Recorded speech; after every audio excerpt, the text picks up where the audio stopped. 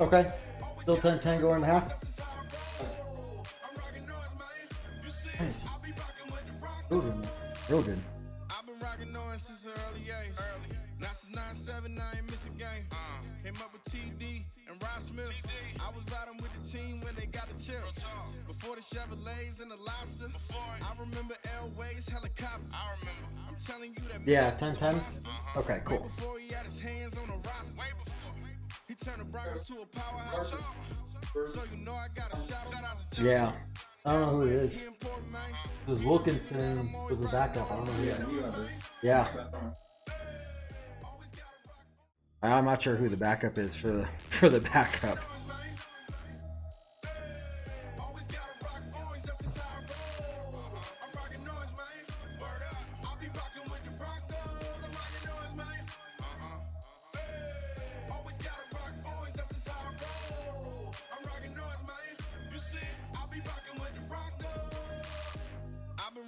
Since an early age.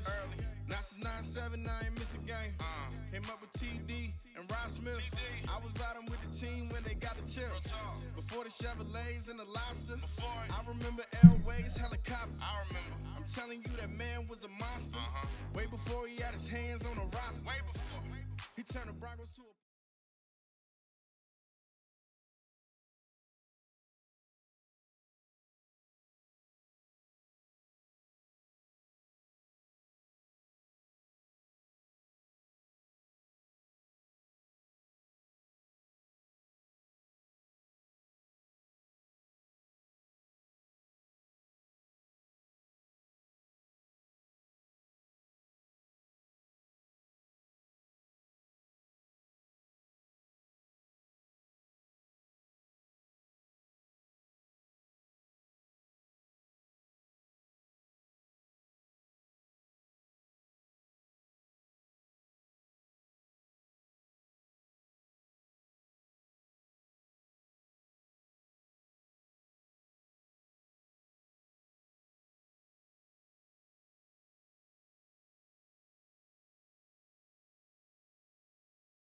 I did this twice, guys. Now can you hear me? Oh man. My bad, guys. Anyway, my name's Kevin, and you're watching the Halftime Hash here on Orange Weekly. Score is 10-10. Broncos will get the ball started off the second half. And I'll be honest with you guys up front. Didn't see the first half of the game except for the last 5 minutes. I was driving down from the airport, so I was listening. Just really didn't see what was going on. So for everyone who is here, hopefully you can hear me now because apparently I have to click the button. Otherwise, you guys can't hear me. So that's that. Just a little lesson we learned right now. Jason, how you doing? Shane, Benjamin, Merry Christmas. Paula, how you doing? Sue, Travis, how you doing?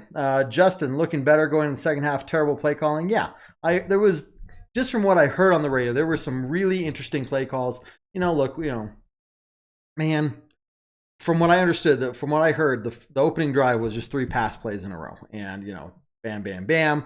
And then, we get maybe some sort of drive going the next couple, and we have 3 holding penalties in the next 2 drives after that, and that just kills us. Wilkinson, who had 2 of them, is injured, and he is questionable to return. Garrett Bowles did have 1 of them, so this offensive line is literally patched together, I guess. And one thing, if you guys didn't know, a lot of these players suffered, were going through the flu this last week. Dalton Reisner especially. And so these guys, they're really trying out there. They're coming together and doing the best they can. But these injuries are killing us. Let's see, Milwaukee, how you doing? We got Ron and Lori. How you guys doing? Let's see, Travis, can you hear me now? Hopefully, yeah. I know this was all Joel. Gonna have to repeat myself, and I sure did. Milwaukee, cool. Glad you guys are all here. Justin, Joel, we started super slow and the penalties didn't help. No, and that's when I heard we started doing the no huddle, kind of moving the ball down the field. It seemed like we got some little life in us, some confidence. One thing I'd like to see is hand Philip Lindsay the ball a little bit more. I did not see what his stats were in the first half, to be honest with you guys. Again, I kind of ran in the door, watched the last 5 minutes, and I was like, oh crap, I made it just in time to do the show. So here we are. Let's see, Jim, how you doing? Defense kept him out of the end zone. If not for the punt return, it would be 10-3. Yeah, so I totally missed that punt return, to be honest with you. I was like, how did they get 10 points? But then I heard that they got the punt return. Dan, how you doing? Let's see, Jacob. We'll be back. Just give us time. And so that's one thing we talked about both on the pregame podcast and this morning's show is these guys just need time. Like if we can build some confidence going into this postseason, that's gonna be great, especially as we go through free agency and the draft and everything. These guys need some confidence. Drew Lock doesn't seem like he's been doing too bad though. Looks like he's been making some good throws. Sounds like Devontae Freeman had a terrible drop early on. One name that I kept looking for throughout this week, and I talked about how we need to see some from him. Deshaun Hamilton sounds like he's had some pretty good catches and has been active out there. So that's really good to see. We need to see him do that in the second half as well. Tyler, thanks for the thanks. Lindsay is 9 attempts for 45. So, man, I like to see him get up to 20 plus touches in this game. So, if he can get close to 100, I think it's going to be really easy or fairly easy for him to break 1,000 next week against the Raiders. But we'll see, and just keep giving him the ball. It seemed like early on, especially, we weren't really doing anything with him. Near the end of the second half, there, we were really giving the ball a whole lot more. Jerry, how you doing? Score is 10-10. Broncos just got field goal to end the half there, and they will receive the ball to start the second half. So we'll see how they go with that. Injuries, guys, are killing us. Injuries are just killing us, and we'll see how we do, how this offensive line holds up, because that's going to be a huge focal point. We were, I think, we were in the red zone at the end of the game there, and Flowers came right up the middle and sacked Drew Lock, which gave us that fourth down there. So he didn't sack him. Sorry, he made him throw the ball away as he was getting hit. But either way, Trey Flowers basically killed that drive there in the end zone, which is why we had to settle for the field goal. But we've been putting together some drives, minus that first 3 and out to start the game. We haven't had another 3 and out since, so that's pretty good. Justin, like Locke's moment, he can scramble, yeah, and I think he's especially after last week when he threw that one interception in the end zone there. I think he's trying really hard to make those smart choices. Hey, is it better for me to scramble, or do I have a good chance to put this ball where my receiver can catch it and not really give the defense a chance to intercept it? So I think he's working with that. He is scrambling when he needs to. It looks like he's playing smart. He's throwing the ball exactly where he needs to go when he does. Otherwise, hey, if it's not there, time to scramble. And he has good presence. I mean, he rolled out of the pocket a couple times. Knew people were right behind him and started taking off. So I do like what I'm seeing so far. But we just need to see how they continue in the second half, really. Let's see. Nathan, how you doing? Says D's been keeping us in it today, and that's pretty standard for this last season and the season before that. Even the season before, the defense has been fairly decent more often than not, if not really good, especially when it comes to the end zone and how many touchdowns we allow per end zone trip. We've been doing pretty well on the defense side, which is why we've lost all these games in a very close manner. It's just the offense that has not been able to do their part. And so it's good to see that this offense can move the ball down the field, especially with Drew Lock, who's learning, but seems like he understands what it means to protect the football and just working through those rookie kind of moments, right? Justin, where do we need more improvement, either offensive line or defense secondary? Both. Look, we're going to lose Chris Harris Jr. this offseason. I'm 99.9% certain of that. So we're going to need some sort of cornerback help because Simmons can't do it all by himself. But I guess 50-50. I mean, the offensive line has just been notoriously below average, even since the Peyton Manning era. Now, the good thing is with somebody like Drew Lock who can move away from that offensive line when it breaks down, that helps alleviate the pressure off the offensive line. But we do need some more depth there. Juwan James is another scratch, was on the inactive list. He has been cleared medically to play by the doctor.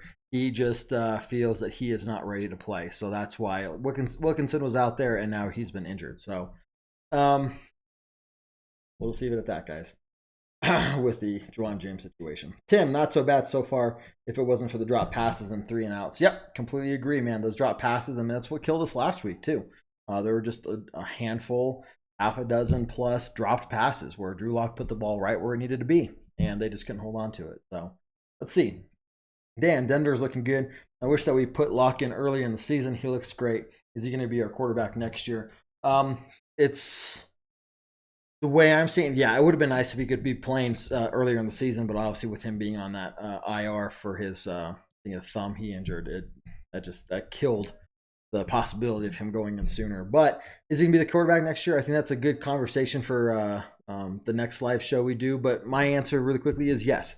Now, things happen in the offseason. We see the combine players really stand out. Maybe some quarterback really catches our attention, and in the first round we want to go get another quarterback. That is a possibility. Now, the way Locke's been playing, I'd like us to see us have some continuity going into the next season, and that means having Drew Lock start in the quarterback for the Broncos. Now, is there going to be some changeover in the with the offensive coordinator? I don't know. Probably not, because again, continuity is huge for this team right now. We have got to find continuity and build that foundation heading into next year. If we get a new offensive coordinator, well, now we bring in a whole new playbook, and it hurts. It hurts to have to do that every 1 to 2 years. So let's see. Zach, how you doing? Nathan says Sutton the new DT. Yeah, Sutton is our new number 1 wide receiver, and it's awesome because he's said that about himself. He said, I know I can be, and I am that number 1 wide receiver. And he is playing just as much as he's taught. I mean, he's putting his money where his mouth is, and it's working. He's going out there and he is demonstrating that he is by far the number 1 wide receiver the Broncos have, at least moving forward, and probably will be. He will be that number 1 guy.